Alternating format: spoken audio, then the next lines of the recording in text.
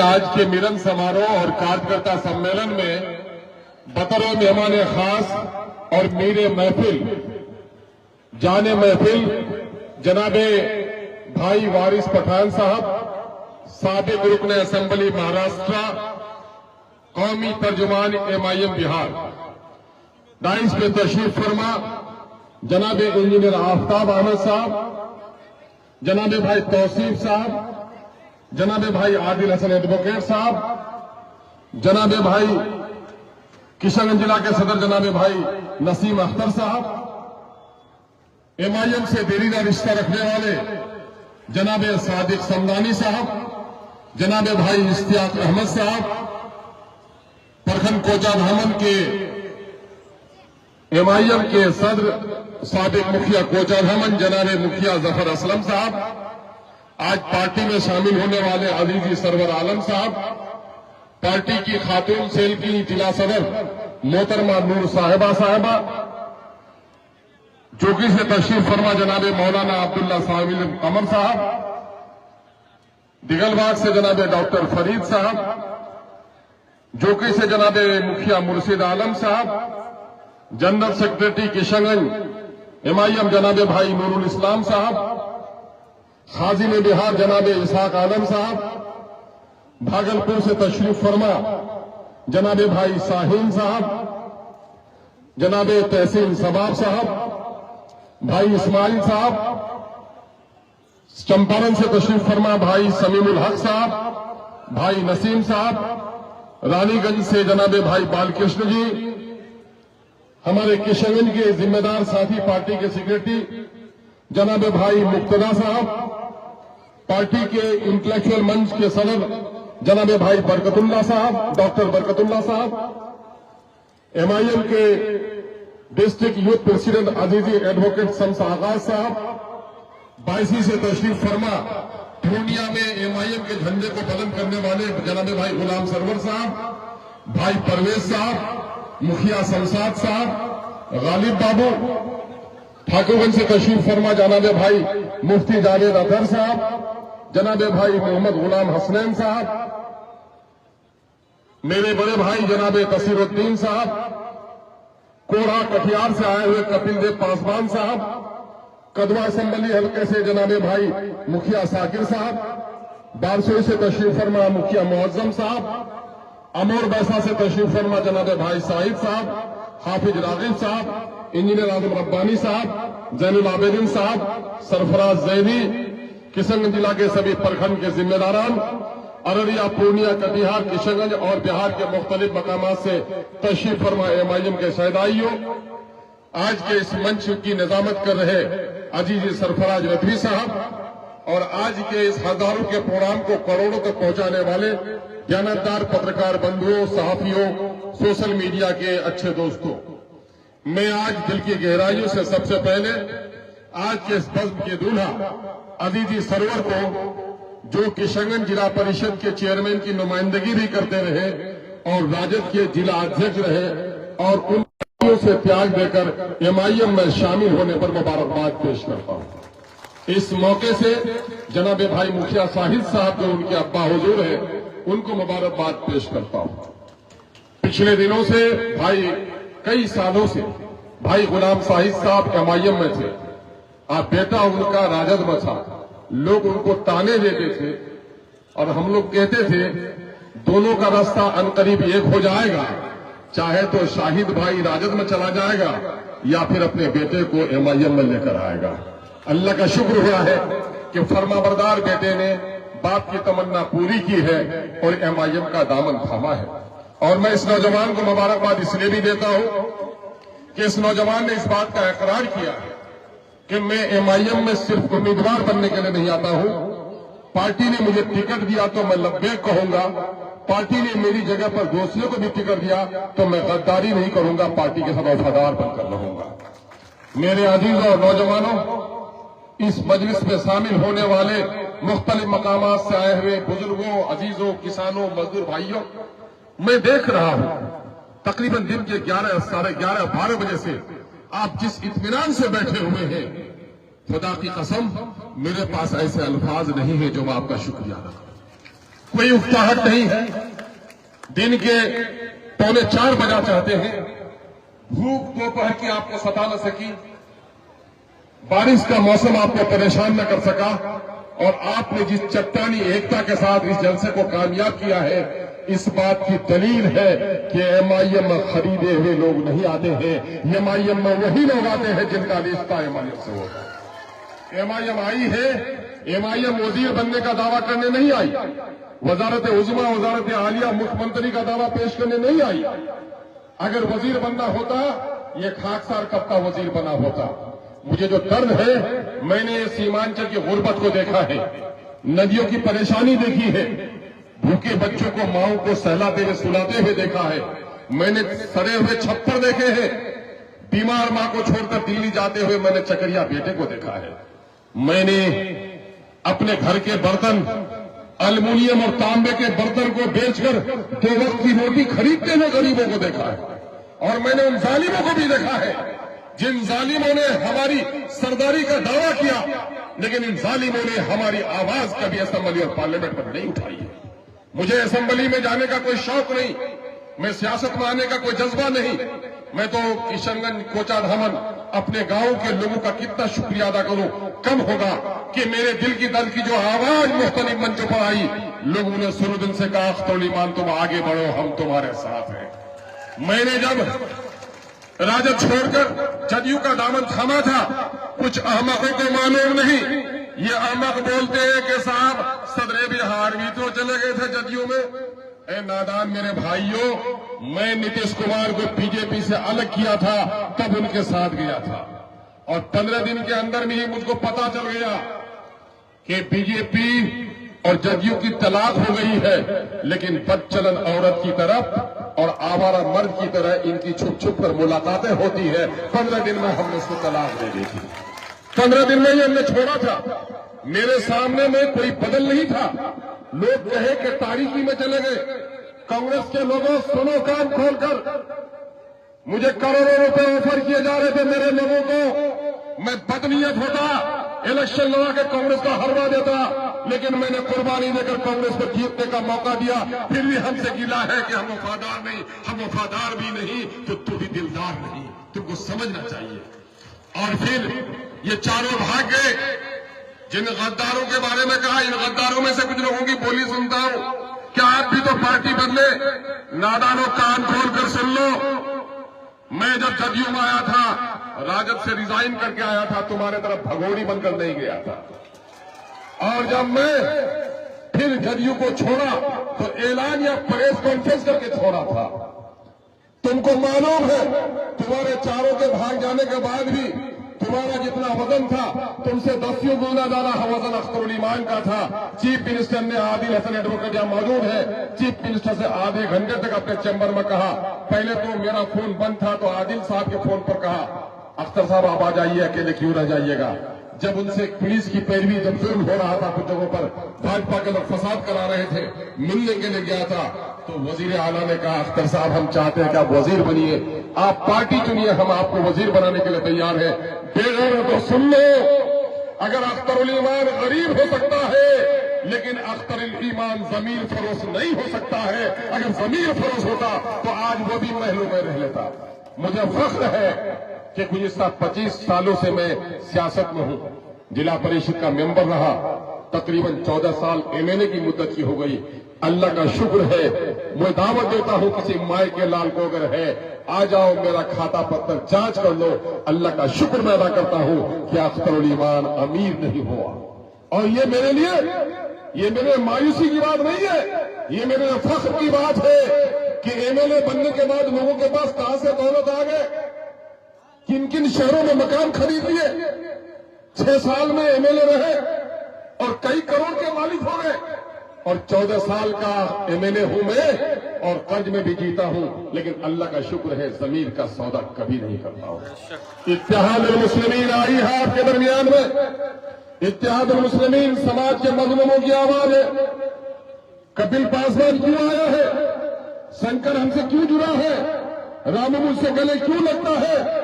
मैं इंसानियत की बात करता हूं, मैं हिंदू और मुसलमानों की तफरीक की बात नहीं करता। मीडिया के कुछ लोग हैं बीजेपी के मध्य मुकाबिल मुझे खड़े करते हैं। मैं उनसे कहना चाहता हूं कि बीजेपी मेरे आलिमों का दाढ़ी नोचती है, मेरे बेटियों के हिजाब को फाड़ती है, मेरे मस्जिदों के मीनारे को तोड़कर खुश हो जाती है, मेरे कब्रिस्तानों पर कब्जा जमाना चाहती है, मेरे खानकाहों को उजाड़ना चाहती है। कोई माई का लाल बता दे कि बैरिस्टर असदुद्दीन अवैसी ने हिंदू, सिख, ईसाई, बुद्धिस्ट किसी के मजहब के खिलाफ की बात की है कोई माई का लाल बता दे इन 11 सालों में पार्टी ने बिहार में कभी हिंदू मुस्लिम तफरके की बात की है? इन 5 सालों में असेंबली गवाह है कि दलितों की जितनी आवाज अख्तर उल ईमान ने उठाया है, दलितों का कोई लीडर ही नहीं उठा सका है। ये कैसी मजाक कर रहे हो?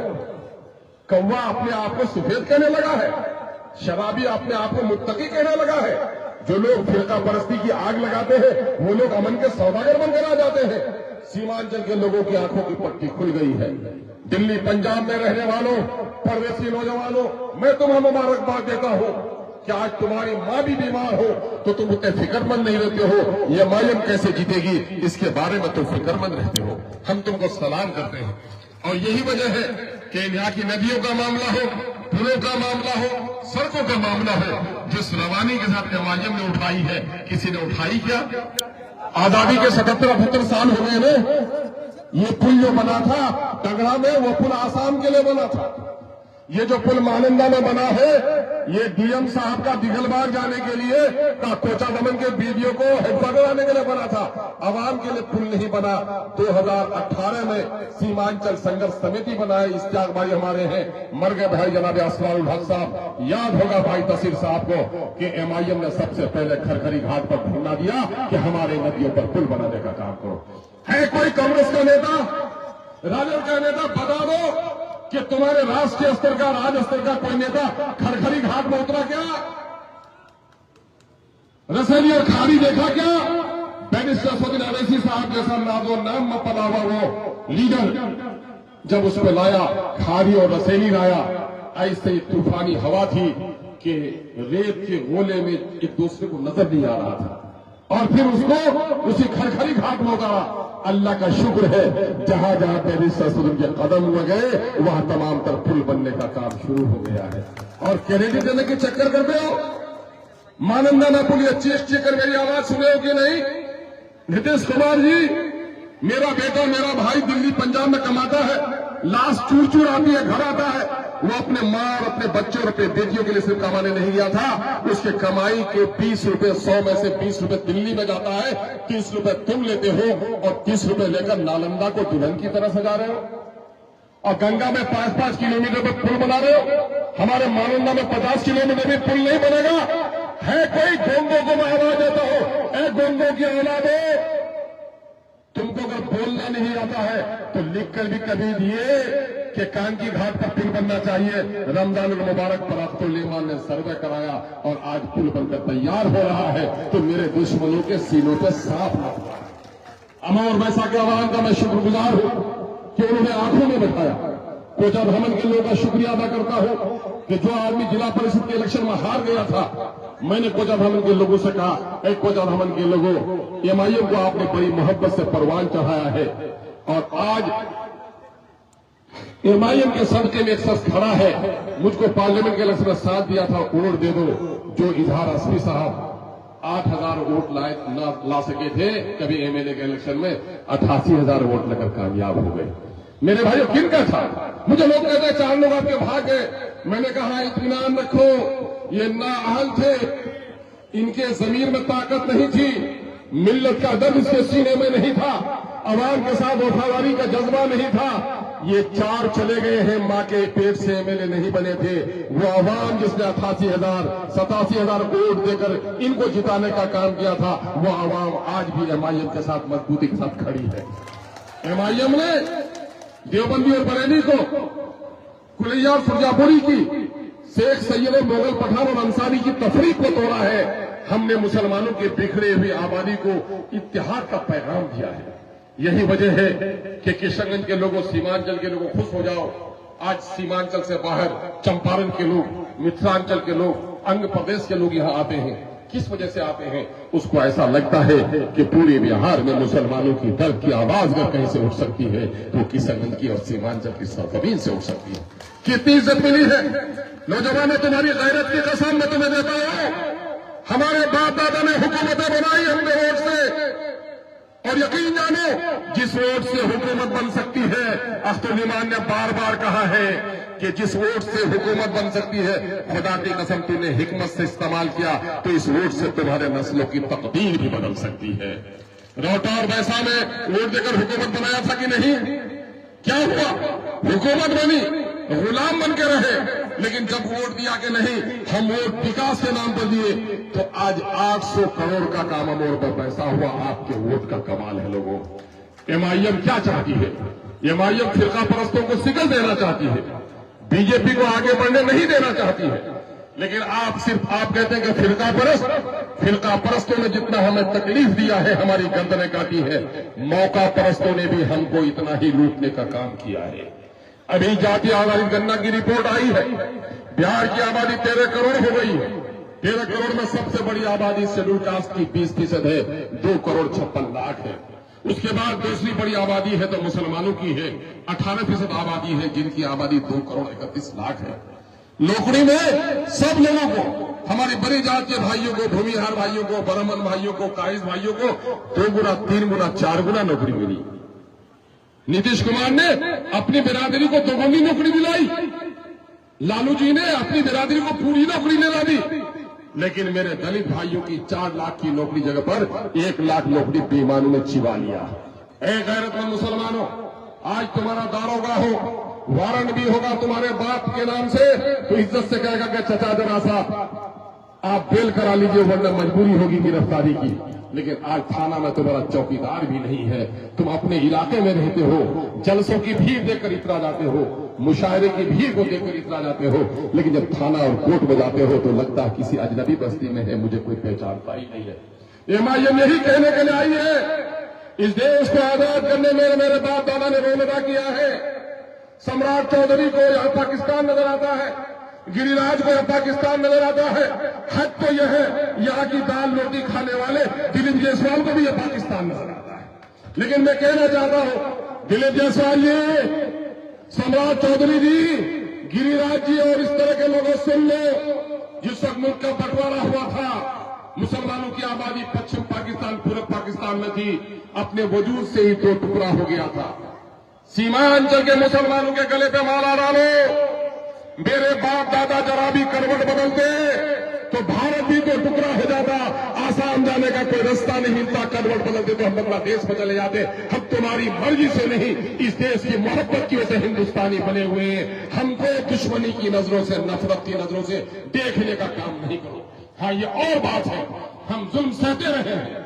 जिसने हमें एक गाल में तमाचा मारा, मैंने दूसरा गाल भी दे दिया, सलाम किया, हमने हाथ उठा मांगा। लेकिन अब सीमांचल के लोगों ने सलाम ही करना नहीं, जालिमों के खिलाफ तमाचा भी उठाना शुरू कर दिया है। अब 3रा तमाचा खाने के लिए मेरा 3रा गाल नहीं है। मेरे गालों पर तमाचा मारोगे तो तुम्हारे गालों को लाल कर देने की हिम्मत भी मेरे नौजवानों में आ गई है। SIR के नाम से हमें परेशान किया जा रहा है, बांग्लादेशी हमारी बस्ती में नजर आई जालिमों को। ये चूंकि ये चुप्पी, ये कमजोरी, ये खामोश मिजाजी तुम्हें जीने नहीं देगी। इस दौर में जीना है तो कोहराम मचा दो, बोलना पड़ेगा, लड़ना पड़ेगा। मां के पेट से बाप पैदा हुए हो, एक बार ही कब्रिस्तान में जाओगे, जीना है तो इज्जत से जीरो। बैरिस्टर का पैगाम है कि जिंदगी में जो कसब का जो लड़ता है, जो तहकान अपने खेतों के सीने को फाड़ता है वो फसल उगाता है, जो अपने खेतों के सीनों को नहीं चीरता वो दिवालिया होता है। लड़ो, लड़ने की वजह से तुम्हारी गर्दनें कट सकती हैं, लेकिन यकीन जानो गर्दनें कटेंगी तो तुम्हारी नस्ल से सरदार जन्म लेगा। और गर्दन झुकाकर गुलामों की तरफ जीलोगे तो फिर तुम्हारी नस्ल से गुलाम जन्म लेगा। एमआईएम ये कहने के लिए आई है, हम गुलामी की जिंदगी नहीं चाहते हैं। इस मुल्क में जितना हिस्सा है हम अपना वाजिब हिस्सा चाहते हैं। क्या ये जुर्म है? 2% 3% को 18 20 सीट देने के लिए तैयार है गठबंधन के लोग। हम 6 सीट मांगे तो उनके पेट में दर्द है। क्या ये आपकी बेइज्जती नहीं है? हमने गठबंधन को चाहते हैं कि हुकूमत बने और गठबंधन चाहती है कि मियां जुम्मन को बैठने की जगह भी नहीं मिले। इस गैरत का बदला लेना है कि नहीं? इस दुश्मनी का बदला लेना है कि नहीं लेना है? यकीन जानो फिरका परस्तों से भी लड़ेंगे, मौका परस्तों से भी लड़ेंगे और मेरे बगैर हुकूमत न बने इतने लोगों को जिताओ ताकि मेरे पुराने हिसाब किताब तय भी किए जाए। हम इस पर जोड़ने के लिए आए हैं। अभी लालू जी के आगे में हम लोगों ने दरखास्त दिया था, मजाक उड़ा रहा था कि इलेक्शन ही नहीं लड़े। कुछ लोग कहते हैं हैदराबाद की पार्टी है, तो मैं कहता फिर कांग्रेस की पार्टी है। अब फिर मैं कहता हूं कि लालू जी आप तो जन्म लिए गोपालगंज में, तो फिर गोपालगंज में सियासत कीजिए, सीमांचल में आने की क्या जरूरत है? अरे इस मुल्क में जो भी इस मुल्क के लोगों की खिदमत की बात करेगा उसका मजहब नहीं, उसकी नीयत के मुताबिक उसका साथ दिया जाएगा। बेनिसुद्दीन अवैसी बिहार हो या बंगाल हो, राजस्थान हो, यूपी हो, अगर मुसलमानों पर अगर वक्त के मसाइल पर मस्जिदों की हिफाजत के लिए बोलता है, हिंदू और मुसलमानों के इत्तेहाद के लिए बोलता है, यकीन जानो उसका साथ देना हमारे लिए लाजिम है। मैं एक बात कह के चला जाऊंगा, बच्चा मामूल खालू फूफा अमीर हो उसके मरने से यतीम नहीं होता। बच्चा जब बाप पर जाए तो यतीम हो जाता है। बाप के मरने से जिस तरह बच्चा यतीम होता है, जिस कौम का कोई लीडर नहीं वो कौम भी यतीम हो जाती है। यतीम रहना चाहते हो या अपनी क़यादत को जन्म देना चाहते हो? अपनी क़यादत को जन्म देना चाहते हो तो बोलो, सबने दिया है हमको चोट। ये आवाज दुश्मनों के कानों तक जाएगी? जिसने ताला लगाया, जिसने मस्जिद तोड़ी, जिसने बिहार शरीफ में हमारे मदरसे को जलाने पर भी जिसके मुंह में आवाज नहीं आई, सबके लिए है। सबने दिया है हमको चोट, अपनी पार्टी अपना लो। सबने दिया है हमको चोट, अपनी पार्टी अपना लो। सबके दिल में है खोट, सबके दिल में है खोट। अब न देंगे इन बेईमानों को वोट, अब न देंगे इन बेईमानों को वोट। अब अपनी पार्टी अपना वोट, अपनी पार्टी अपना वोट। मेरे भाइयों एक बात आखिर में कहता हूं,